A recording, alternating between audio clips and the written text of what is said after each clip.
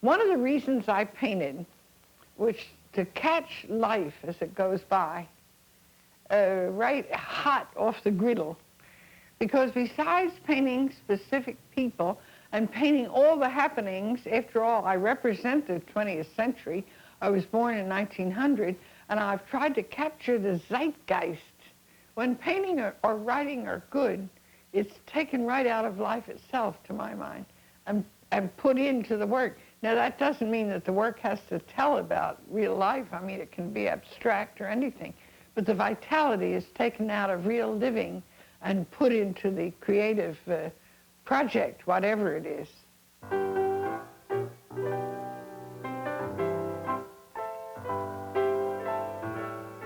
It's where that head should be. High, I guess.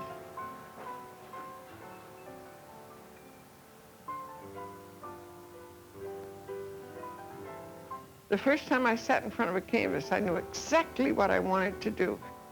Now, turn your head a little away. That's a little more away.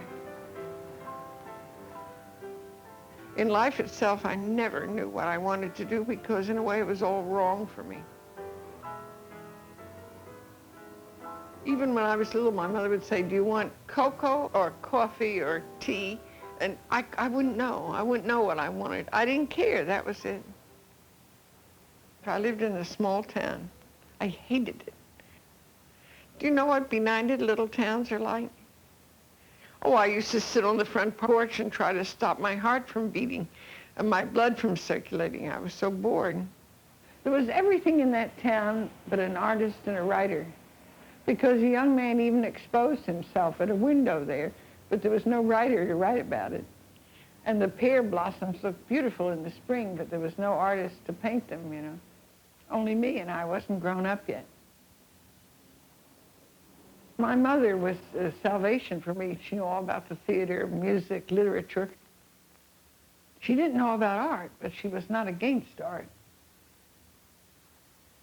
She died in '54. She was 86 then. The reason I did this of my father was not that I was morbid. I knew I'd just never see him again, and I had no portrait of him. And also, he doesn't even look 82. He looks very peaceful and sleep.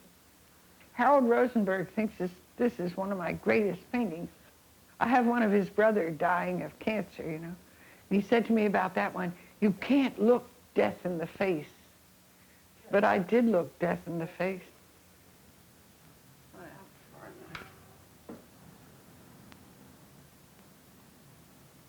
From 21 to 25, I went to a school called the Philadelphia School of Design for Women, which was a girls' school.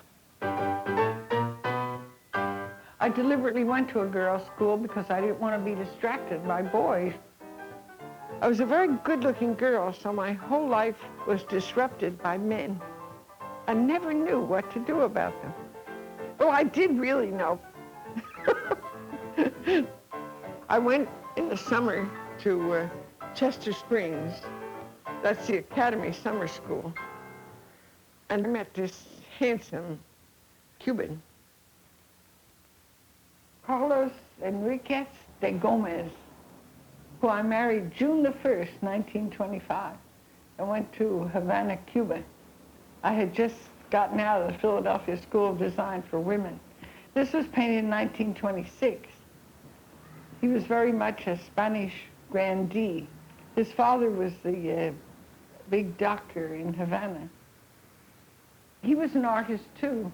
So we went out in the streets of Havana. We paid these two to pose for us. We were living outside of Havana in the suburb, La Vibra. And this woman came around with a little girl and posed for us.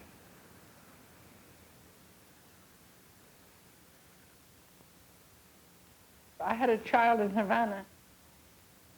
And then we came to New York, and she died there of diphtheria.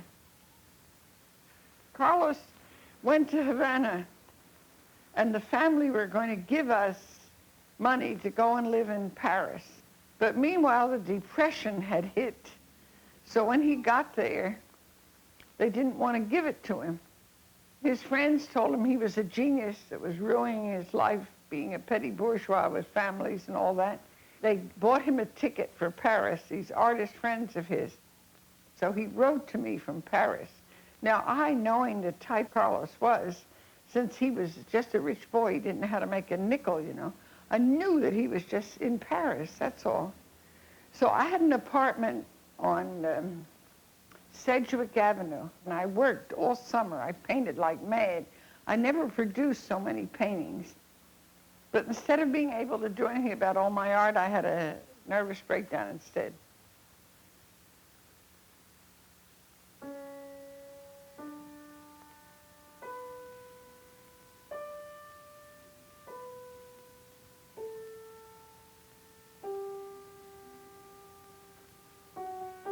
I moved from the Village to West 17th Street. This is the 9th Avenue L, and they're the typical unemployed standing on the corner. I met this poor chap, I think late in 31. He was carrying some lumber in the Village. He had nothing, of course. It's not a specific person or anything. It's just, well, it's a symbol of the Depression, because that's all people could afford then. Cup of coffee. That snow scene is 33. The reason I made such a cheerful picture, I had a letter from the Whitney Museum, and I went over there and they said, how would you like to paint for $30 a week? And I said, oh, I'd love it. I had to hand in a picture every 6 weeks. That's Kenneth Fearing, who was a poet of those days, and he lived near the 6th Avenue L.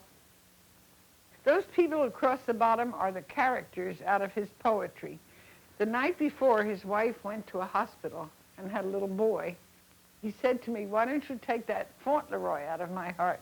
But the reason I put it there was that even though he wrote ironic poetry, I thought his heart bled, you know, for the griefs of the world. And then the other one is Audrey McMahon, that was the head of the Working Art Project. I suppose she did her best, but, you know, like all heads of things, nobody liked her very much. I did that from memory, and John Flanagan, who was the head of my branch of the Easel Project, he told me I should show it and call it The Portrait of a Lady, after that novel of Henry James. But the fact is, I've never shown it. I don't feel either that there is definite female painting, you know. I don't think you could tell a man's painting from a woman's painting. I don't think there's an iconography that goes especially with women. In fact, some man on the WPA, he was a Puerto Rican, I think, he said, oh, Alice Neel, the woman that paints like a man. But I told him, look, I don't paint like a man, I paint like a woman. But I just don't paint China or something. Not that that's despicable either. I don't think that's despicable. That was just being anti-woman to think that painting China was despicable, you know.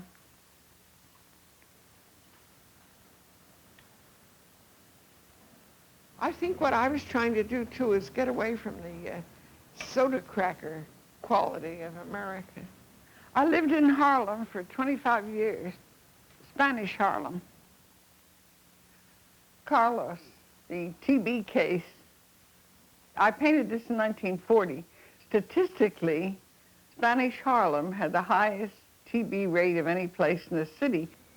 This was a young man about 23. He's still living. He recovered. And over there are his family, his wife, a very courageous woman, and 3 of his children. I think he had 5 altogether. The 2 boys in the street were done in 55. I wanted to show the environment plus the people that were living there. The 2 little girls at the top, that's 1959. When I painted James Farmer, he loved this painting. I painted his 2 daughters. He owns that now, you know. Oh, Georgie Arce. I had a boxer dog in those days. In 55, I did this. I met him out in the street and he said, can I come and play with your boxer? So I did a whole series of Georgies. Very smart, but he was so proud he wouldn't even let them know that he couldn't read and write. And they had so many pupils in a class They couldn't concentrate on one little boy, you know. He had more than usual intelligence, but he also saw that the thing in this country was to have money. He got mixed up, I suppose, with some gangsters. He's in jail now. He's in Attica. But he still writes to me.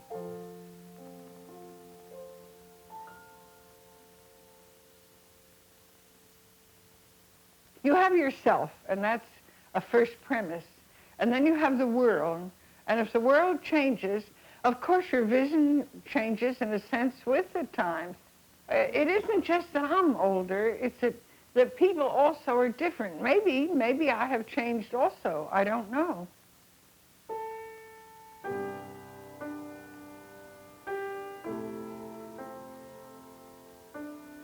These men really fought for what they thought would be a better world. By now, especially this generation, we don't know maybe what a better world is. I don't know. But anyway, that's what they fought for. On the floor over there is Bill Mackay, who organized the Ford plant. He was a wonderful person. He was a Scotsman, very intellectual, not like a labor leader here, not rough or tough or anything. He doesn't look it, do you think? The Ford plant was one of the last places to be organized. Then this is Pat Cush, who organized steel. He worked in a rolling mill for about 40 years, and he told me that he felt that the Frick art collection was partly his because I think Frick made his money with steel. And, of course, James Farmer is later. When I painted him, he was marching in Mississippi. That's about 64. Art Shields, he got the evidence in the Mooney and Billings case that finally got them acquitted. This is David Gordon, who died in '73. He fought in the Lincoln Battalion in Spain, and then he also fought in World War II and had many decorations. A very nice person. He was the head of the cultural section of the Daily World. You see, art for me was more than a profession. It was also an obsession. And also, long before they talked about being autobiographical, I was, and yet not completely, because there's aesthetics in my work also. It's not just autobiographical. Although I can't see why, if Velasquez was around the royal family and painted them, I can't see why I can't be around my own family and paint them. These are my sons, Hartley on the left and Richard on the right. Richard's father was a Spanish nightclub entertainer, and Hartley's father was a Russian filmmaker. That was painted in 1950. That's Richard. Richard in '69. He's a lawyer, and there he seems to me sort of captured by the establishment. Although I said that to John Kennedy, the critic, and you know what he said? Well, there could be worse fates. And I said, you know, given the world as it is, I suppose there could be. And that's Hartley, who's 2 years younger, when he was a medical student at Tufts. This is Hartley's wife, Ginny, and they have one little girl, Elizabeth. She rode horseback a lot when she was little. That may be one reason for this pose, you know. This is my daughter-in-law, Nancy, Richard's wife. That's Nancy's first child, Olivia. She's wonderful, Nancy. She's my best friend, you know. If it wasn't for Nancy, I couldn't exist. And she's a great judge of art. I'd rather have her opinion than any art historian or art major. She's here all the time. You know, it's wonderful. She only lives 7 blocks away, so she saves my life. I don't look clever like this, so I look as though I'm struggling. You think of it as hard work? Well, it's easier for me now to accomplish more faster than it was. On the other hand, I don't really have as much strength. But certainly if you do something for a number of years, you can do it better. Or if you can't, it means you're in the wrong profession or there's something the matter with you.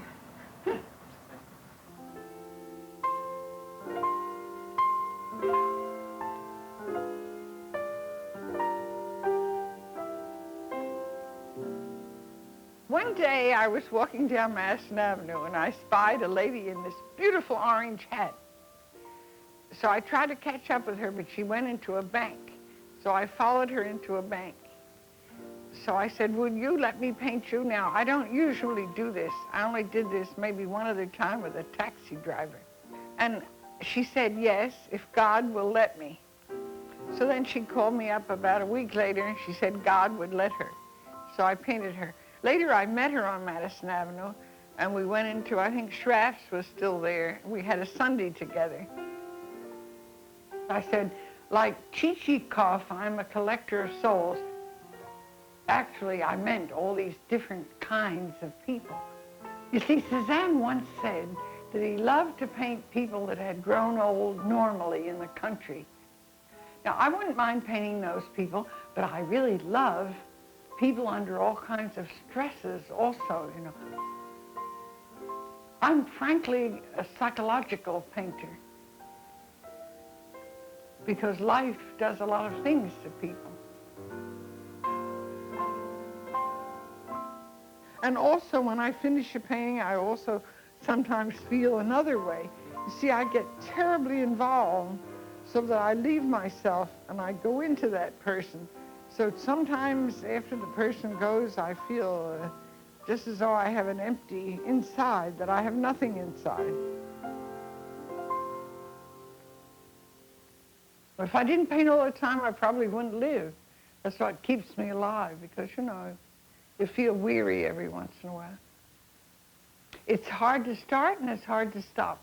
It's one of those things, there's momentum in it, you know. Once you start, it's very hard to stop. I never stop for long, but I don't paint every day like people go to an office. I paint in, in batches, sort of, you know, 10 or 12, and then maybe I rest for a few weeks, and then again. I like to paint. I love to paint, in fact. I feel as though I'm living for a purpose, you know, that life isn't just empty. Actually, I painted in obscurity for years and years. You know, I used to think the important thing is that you do a good painting. So I didn't care what happened to it afterwards. I often just put it on a shelf. But they took a lot of paintings off the shelf and put them in the Whitney, and then they gave me that great big show down in the Museum of Modern Art in Athens, Georgia. And in 1976, they made me a member of the Institute of the American Academy of Arts and Letters.